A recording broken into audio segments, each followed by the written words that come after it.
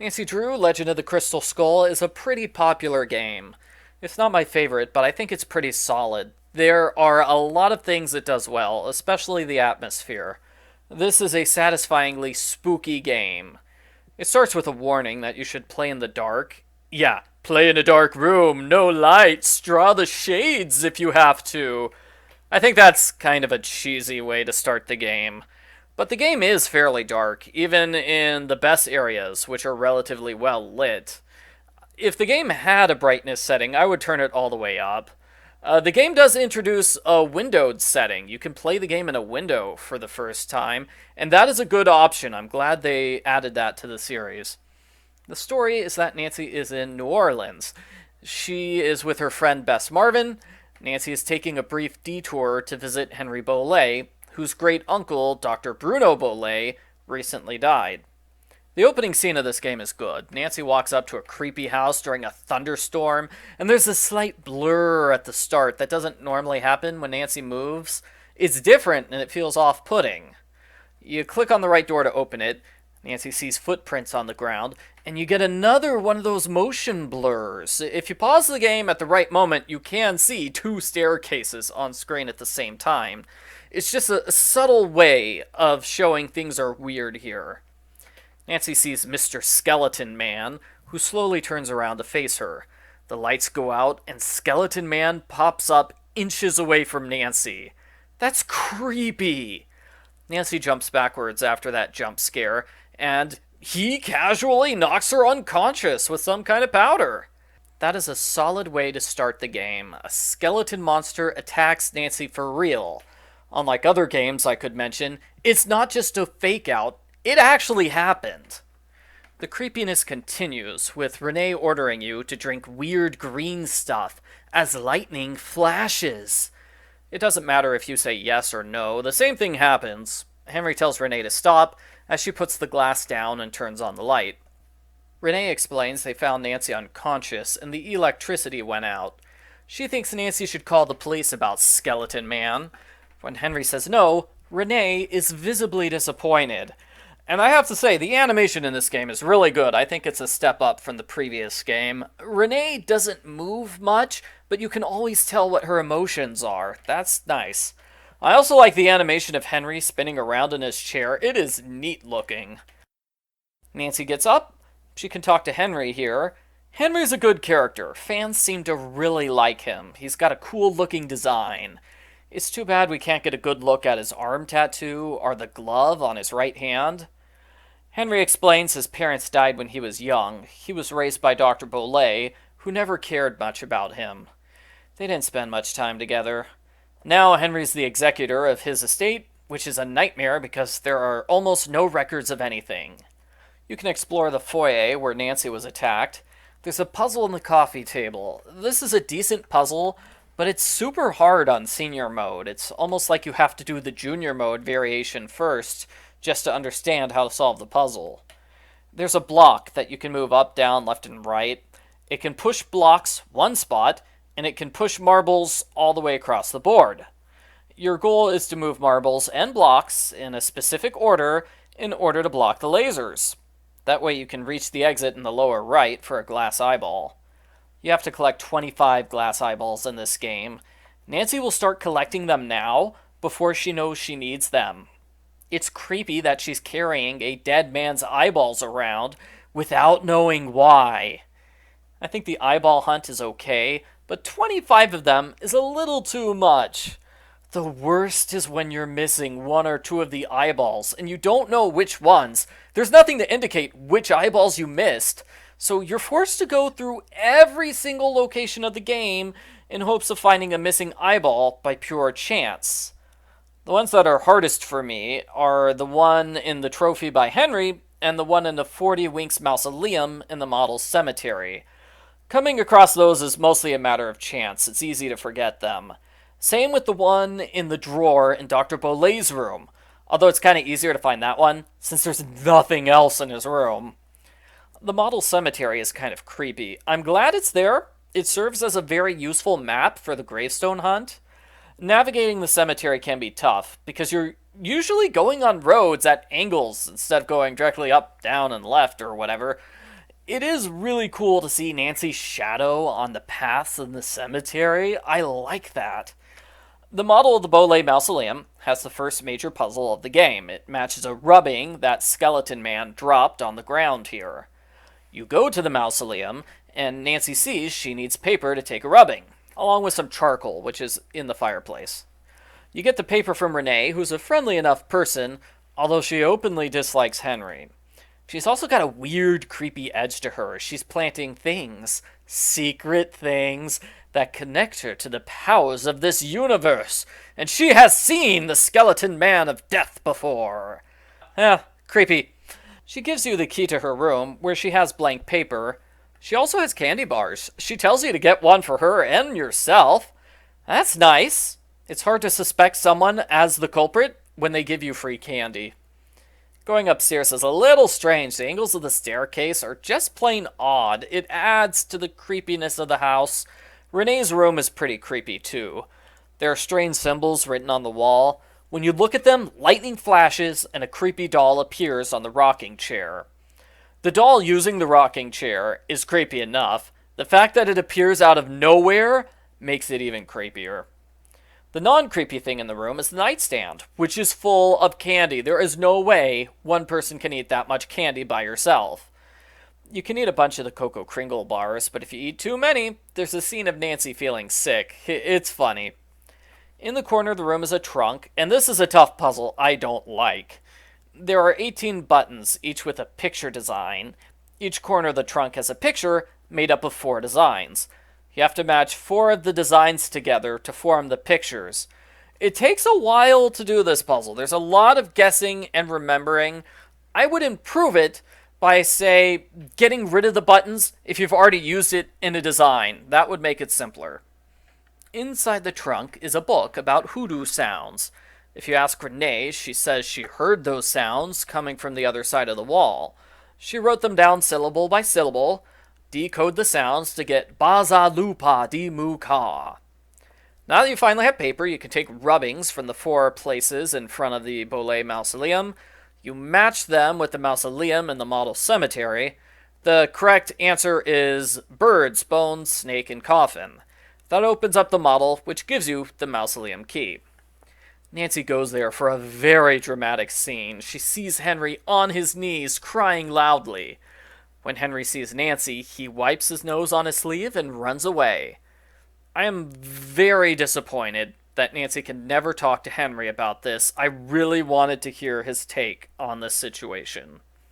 Inside the mausoleum is a painting of Henry's parents. The woman in the painting appears to be Dr. Pretavicu, the wood expert from Danger on Deception Island. Nancy should probably tell Henry that she talked to his mother at one point. The portrait goes in the foyer, but you can't solve the portrait puzzle until Bess investigates Zeke's. I really like playing as Bess in this game. There are 4 times you have to play as Bess. I think it works great. Having multiple playable characters was done way better here than in Creature of Kapu Cave. In that game, you were forced to play as the Hardys at specific points. Here, it feels more natural. Nancy doesn't automatically call Bess, forcing players to switch to her. No, you can choose when to play as Bess. This first Bess segment is a perfect example. You can do it 15 minutes into the game after you find the Bole portrait, or you can do it in the very first minute of the game. It's up to you when you want to play as Bess. It helps a lot that Bess has a distinct personality from Nancy. She makes it clear she doesn't like solving mysteries. It is funny to see the contrast between mystery-loving Nancy and mystery-hating Bess. I like how Bess always has the option to say, "No, Nancy, I won't solve the mystery," even though we all know Bess will solve the mystery. If she didn't, there wouldn't be a video game. To trigger the first Bess segment, you need to find the receipt from Zeke's in the fireplace. Zeke's is a good location. It has a bunch of creepy, weird things, potions, a hand, a large green pod, which looks like it's from a science fiction movie. Working at the counter is Lamont Warwick. That's his last name. I don't think his last name is ever said out loud. I like Lamont. He's a cool, relaxed guy with a neat beard going on. He's definitely a bright, happy spot in this dark game. It's too bad half of Bess's puzzles involve being mean to him so she can rob him. I feel bad for Lamont. Bess babbles a lot. Lamont looks up the receipt number. It's a box of assorted unknown items from Henry Bolet, and it's in the back. Lamont indicates something's weird with it. Suspicious. Lamont says he'd love to get his hands on all the junk in Dr. Bolet's house. What junk? It's a really empty house. I actually don't know where Henry got all of the stuff he sold to Lamont. Maybe there's a secret room full of junk next to the secret kitchen and the secret bathroom we never see. Either way, how does Lamont know what the inside of the house looks like? Has he been inside? Whatever. By the window of Zeke's is a chest with various powders. Bess takes the sneezing powder and uses it on the piano for a Rube Goldberg machine puzzle. This is a good puzzle. I really like it. I wish they used that puzzle setup in a different game. It's a lot of fun. My only complaint is that when you're doing this puzzle for the first time, there's a fair amount of trial and error, naturally, which forces you to watch that intro animation and hear the same music over and over and over again. It gets super annoying quickly. So I would have cut down the intro, maybe just cut it out completely after the second or third time. So the puzzle is that you step on a step stool that inflates a balloon and starts a record player. A hula dancer knocks down a series of books like dominoes, which throws a goblin mask into a fan, which pushes a boat, which pops the balloon. It's kind of tricky to realize the second shelf of the puzzle is mostly empty. That's a good trick. Popping the balloon sets off some teeth, which knocks sneezing powder everywhere, and lowers a bowling ball, which smashes into the accordion and blows the powder into someone's face. I like the puzzle! It sounds weird when you put it that way, but I still like it. Bess tries it out on herself, and Lamont suspects nothing. The fool! You'd think he would notice the dozens of balloons popping and the record constantly resetting.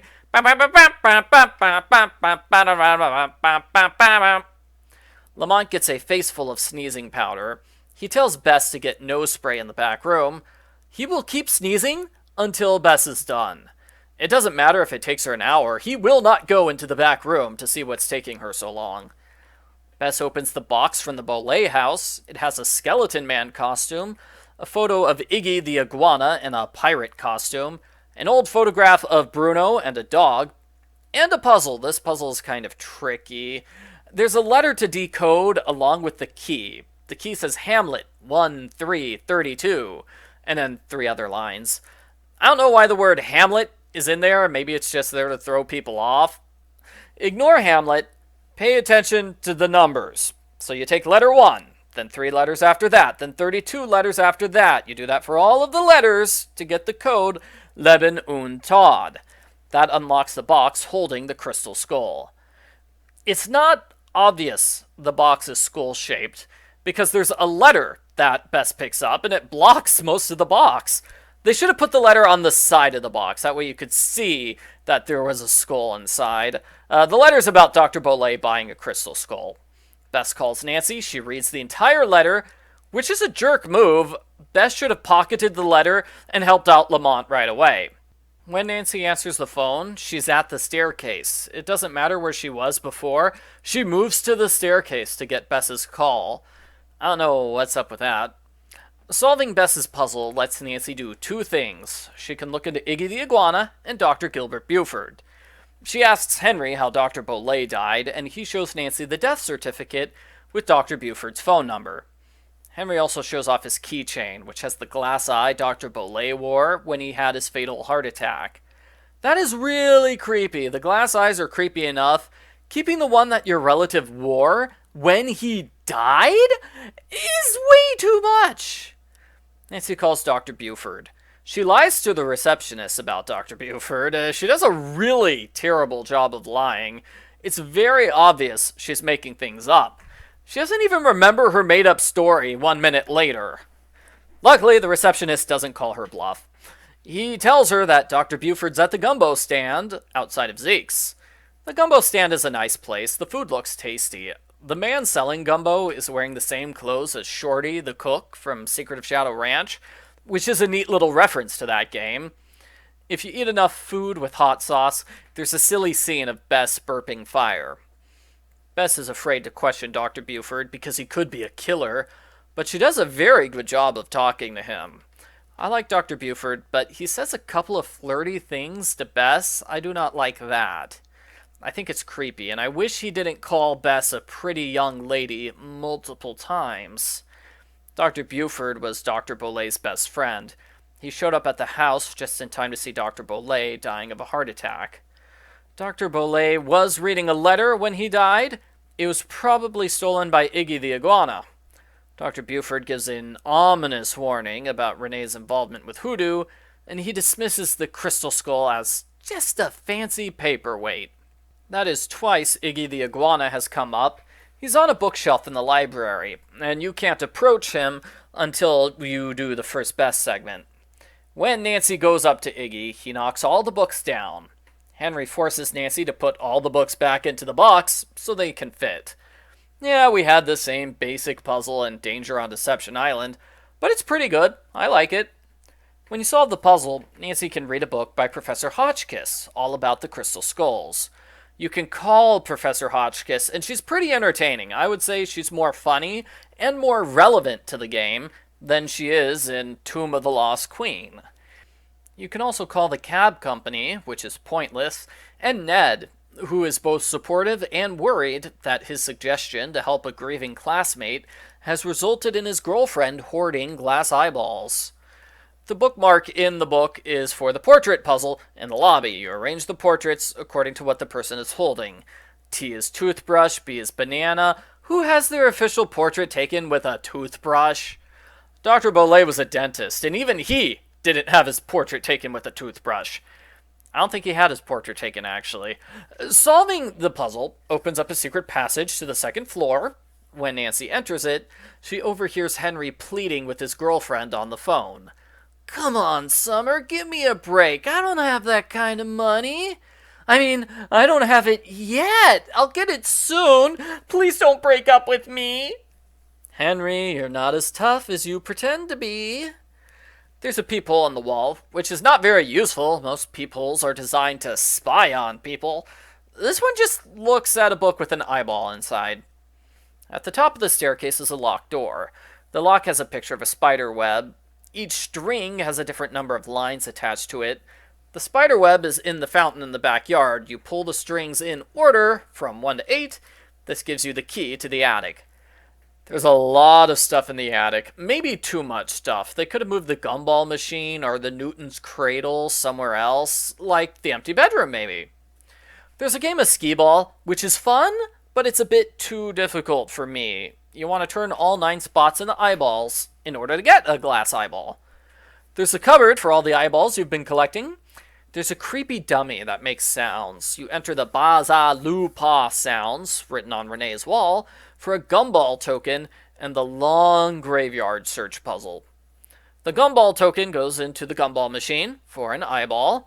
Above the gumball machine's a candelabra. You pull it in order to exit this hidden room. Next to the gumball machine is a jack-in-the-box. Use it, and Nancy sees a little spider thing. You want to duplicate the musical tune on the spider's web for another eyeball. So I've talked about a lot of the stuff in this room. I'm only about halfway done. About half the stuff is all centered around one table. I don't think that's a very good idea. They should have spread that out. So we have the dummy. We have the entrance to the vents. We have 2 posters about teeth. We have a Newton's cradle with an eyeball. And we have 3 different things about the Jolly Rogers crew. That's a secret club where people dress in skeleton costumes. Doctors Bolet and Buford were members. By the way, it's minorly confusing. We have 2 doctors with similar names in this game. The important thing on Dr. Bolet's table is the Short Stories for Tired Eyes book, which has a ton of eyeball puzzles. Much like Curse of Blackmore Manor, you can do the puzzles in pretty much any order you want. I will discuss them in the order they appear in the book. First is Time Will Tell. You read the story and keep track of the numbers. A little bit of math is involved. You enter the numbers into the grandfather clock for an eyeball. This is a solid puzzle, and I like it, but I think it goes on a little too long. I don't like it enough to want to do it 3 times in a row. Twice would be enough for me. The Librarian's Tale is also a math puzzle. Go through the card catalog and add up the numbers of every book with the word I in the title. That gives you a 4-digit number. The last card in the catalog is for the librarian's tale, which is locked, and you open it with the 4-digit number for another eyeball. Quincy T. Booker's Teeth requires you to check the teeth posters in the hidden attic. Make note of the 4 primary teeth and the 4 adult teeth.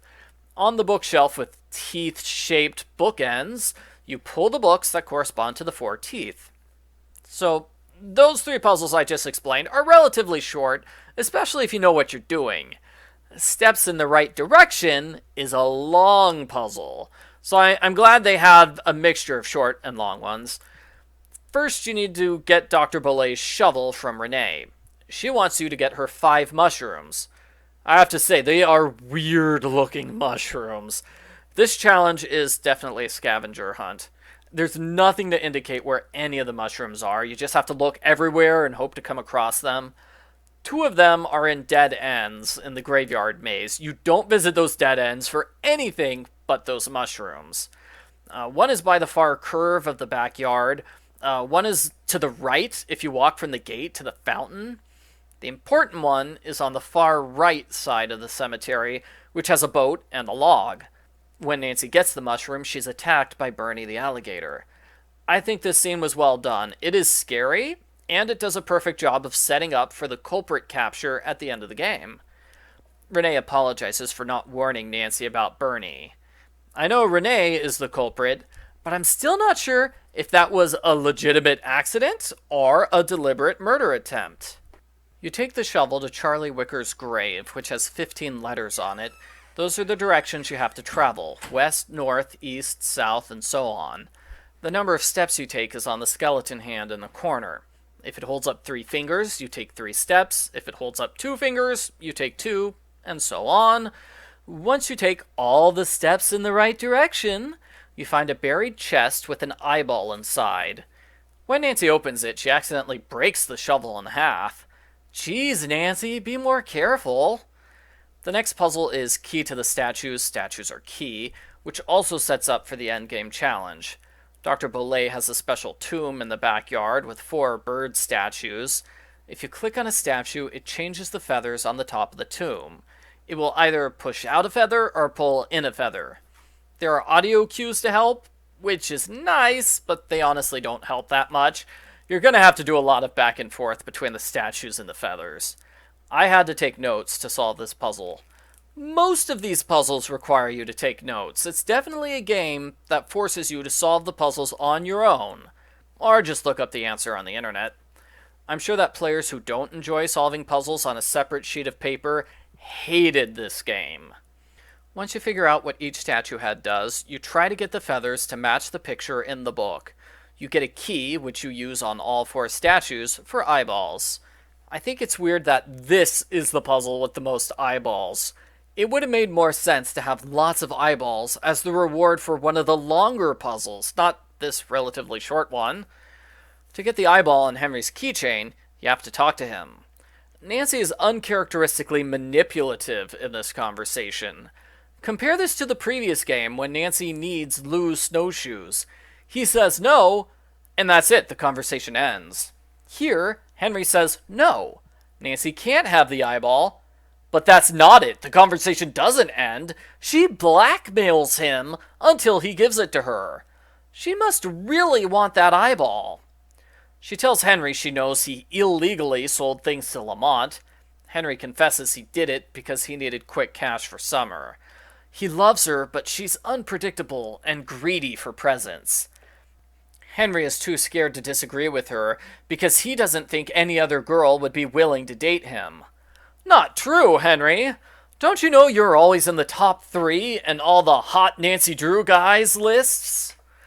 There's a loquate puzzle. Ugh, I hate this puzzle. So to get the loquate, you have to spray a bunch of wasps by the tree in the backyard. It's terrible. It is way too hard for me. I don't like it. I fail pretty much every time. I especially don't like how Nancy only takes 1 loquate at a time, which forces you to do the puzzle over and over again. Ugh. The skee ball was also a bad puzzle, but at least you only have to do it the once. This one you have to do over and over. It just makes it worse. You put the loquate in the vent in the secret room, then Nancy gets to play dress up with Iggy the iguana. It's both weird and fun. Dress him like an eye doctor for an eyeball. Dress him up like a clown for nothing. Absolutely nothing. The clown costume is just there to mess with players. What a jerk move. Dress Iggy like a mailman for the letter Dr. Bolay read when he died. It's from the authenticator claiming the crystal skull is a fake. I can certainly see why that letter would shock Dr. Bolay. If you call the authenticator, he says that's not the right letter.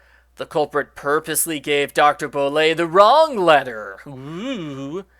You cannot dress Iggy up as a pirate. Not yet. First, you must do the puzzle found inside the dummy's eye. That's probably the longest puzzle of the game. You have to go back and forth between the graves in the graveyard and the register of dead people in the foyer. What you're looking for are joke names. The first gravestone says, sleeping with much noise. That refers to Constance snoring, which sounds like constant snoring. Get it?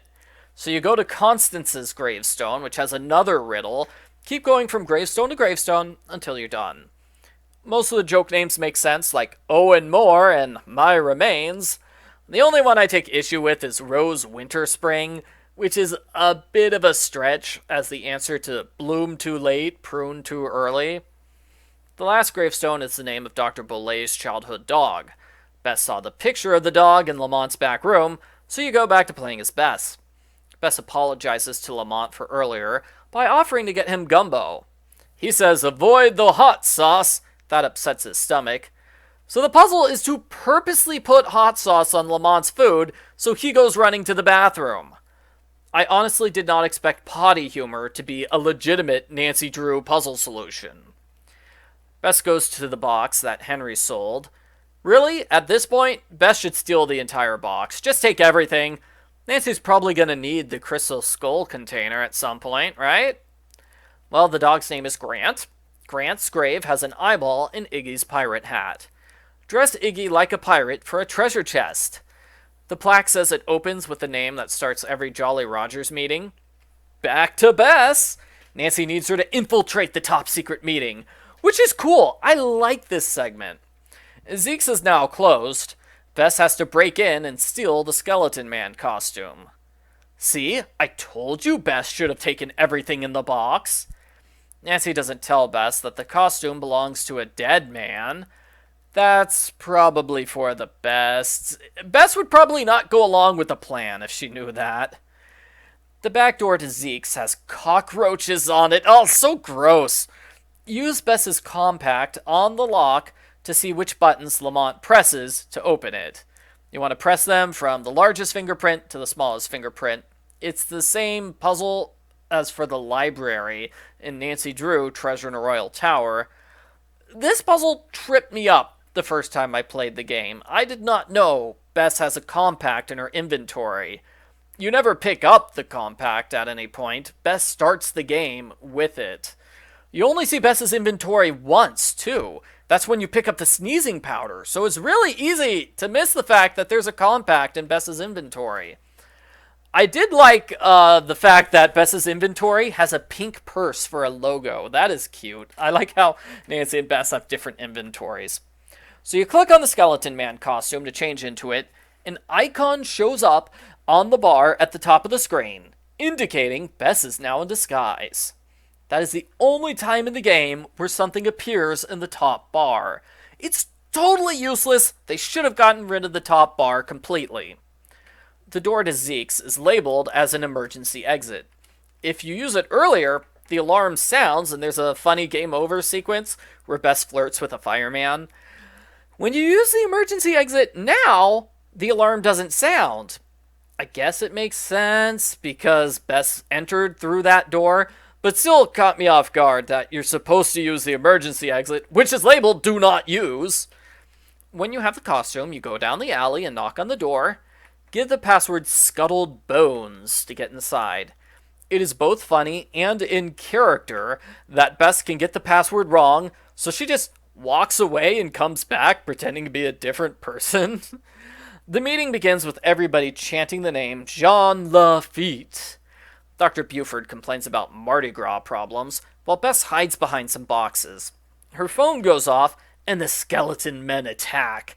It is super creepy. One pops out of nowhere. They do evil laughter, putting a bag over her head. They tie her up. They take her to be interrogated. This is a huge overreaction to hearing someone's phone go off.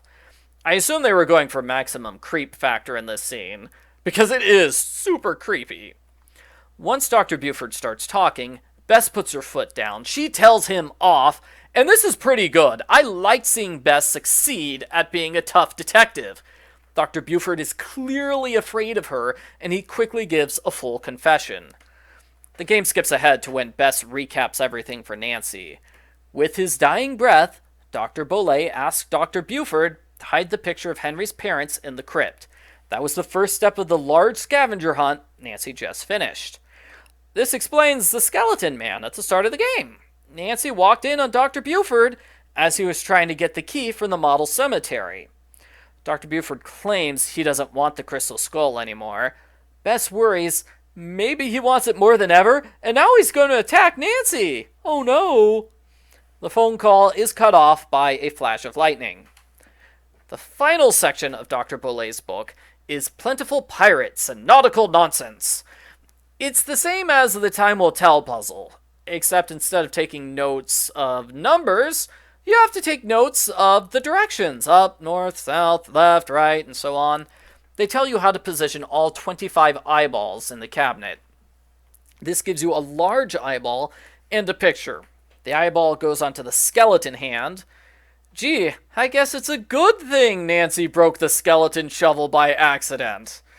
Those two things both attach to a spike. To get to the spike, you have to push 2 stones on the wall of the garden by the fireflies, then you go to the other side of the wall and climb them to reach the spike. You use all 3 things on Dr. Bolet's grave, and you get this cool animation where lightning strikes the bird and activates a secret elevator to the crystal skull. I like this scene. It feels very appropriate for the end of the game, and the music complements it nicely. Nancy takes the crystal skull from its pedestal, and the grave starts to close above her. Renee shows up and tells you to give her the crystal skull. Once she gets it, she grins evilly and gloats she finally has it, after all her scheming. She waves goodbye as you're about to die. Renee, you villain! Of course, Nancy does not die. Instead, she gets a simple matching puzzle. You find all 20 matches on the board. It's hard to see the board because it's dark, but occasionally lightning will flash and light up the board for a brief moment. Solving the puzzle activates the elevator. Renee has left muddy footprints leading to the graveyard, and you can hear a motorboat, so those are your 2 clues to rush to the right-hand side of the cemetery, where Renee is making her escape. She gives a villain speech, saying she wrote the letter which killed Dr. Bolet, although she wasn't trying to kill him. She thinks the crystal skull wants to be hers, to reveal the mysteries of the universe to her. Nancy correctly points out Dr. Bolet wanted Henry to have the crystal skull. Renee says Henry's a fool with a trashy girlfriend. Ouch. She says Dr. Buford is just scared of dying, and that Lamont fella is greedy. I find it weird that Renee starts talking about Lamont here. Nobody mentioned him, and he's not relevant to the conversation. Heck, I'm surprised she even knows who Lamont is. Bringing up Lamont in this scene feels like a weak attempt to make it seem like Lamont was important to the storyline, when really he's just a random side character who exists just so Bess can have some puzzles to solve. While Renee talks, you want to step on the log. This causes Bernie the alligator to attack the boat. The crystal skull lands in his mouth. He eats it, and I can only assume Bernie will now live forever.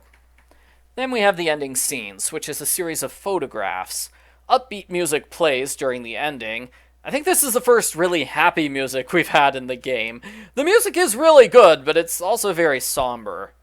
For whatever reason, the pictures in the ending scene have real-life alligators instead of the in-game model for Bernie. We see Renee in handcuffs being arrested for attempted murder. Dr. Buford gives Nancy and Bess a grand tour of New Orleans, while Henry tries to come to grips with the fact that Dr. Bolet really did love him a lot. As for Lamont, he somehow knows everything that happened with Renee. How? Was he hiding in the swamp or something? Well, Lamont wasted a ton of money getting marshmallows in a boat. He hopes to find Bernie in the swamp, but he won't. Bernie's going to avoid humans forever. And no one will ever find the crystal skull. That's totally fine by Nancy, as she will already live forever in our hearts and minds. After this, we get a trivia question. This is the first game to have a trivia question. You pick one of 4 possible answers, and then you click the arrow in the bottom right to see if you got it correct. After the trivia question is the achievement screen, or as the game calls them, meta awards. It works just like the Sassy Detective Awards in previous games, except you get to see all of them at once, instead of only seeing one. It can be fun to replay the game, trying to get all of the achievements. I will never do that, because I cannot get the achievement for being good at wasp fighting. There's an achievement for eating a lot of chocolate, for trying out all the powders, for doing the marble puzzle in under a minute, and so on. One achievement is spending a lot of time with the dummy. The internet says you can only trigger this achievement in the first part of the game. Once you solve the dummy puzzle, you can't get the achievement anymore. I think that's unfair. If I spend an hour with the dummy towards the end of the game, then dang it, I should get that achievement. Overall, this is a very good game, which fits in well with the series. I like the puzzles better than in the previous game, and I love the Bess segments. I started my YouTube channel by playing this game in 2008. If I had started with a worse game, like Creature of Kabu Cave, I probably would not be here today, still talking about the Nancy Drew series. I give Nancy Drew number 17, Legend of the Crystal Skull, a 9 out of 10.